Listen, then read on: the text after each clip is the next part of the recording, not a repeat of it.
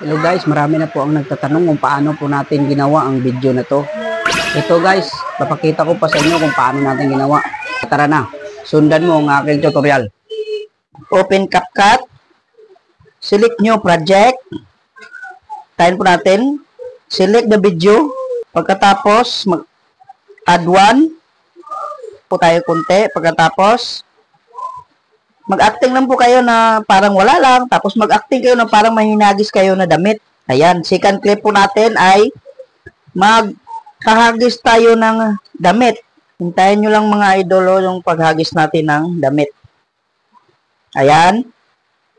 Mag-acting lang kayo na maghagis. O, yun. Paghagis yun ang second clip natin, no?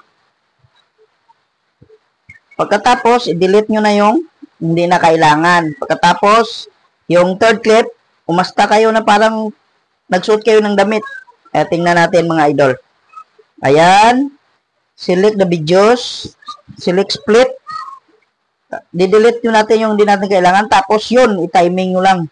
Hanapin nyo yung damit yung parang sinuot nyo na, yung sa liig. Ayan, tingnan nyo na. Ayan, tingnan nyo mabuti. Tingnan natin.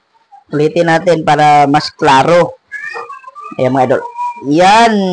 Yan tayo mag-i-split sa paglagay ng damit sa liig. Yung papasok na sa liig. Tapos, yan. Mag-split tayo dyan. Tapos, fourth clip yung nakasuot ka na ng damit na parang umasta ka na nakasuot ka na. Ayan. Mag-split ulit tayo. Tapos, delete na lang natin yung hindi kailangan. Don't forget to delete the CapCut logo kasi bawal. Ito, tingnan natin. Review natin mga idol, review. Ayan, mag-umasta lang kayo, no? Mag-acting lang kayo dyan, mga idol. Para lang, ayan. Ayaw, kita nyo mga idol, oh. Ito, yung second clip natin, no? Yung third clip. Pagpasok ng damit. Yan, mga idol. Kailangan ng timing lang talaga. Sa mga katulad kung baguhan pa, kailangan natin ng practice, Sana po ay nasundan ninyo mga idol ang ating tutorial nyo. Kung hindi nyo masundan, habulin nyo na mga idol. Ito na po ang resulta ng ating video mga idol. Tingnan nyo.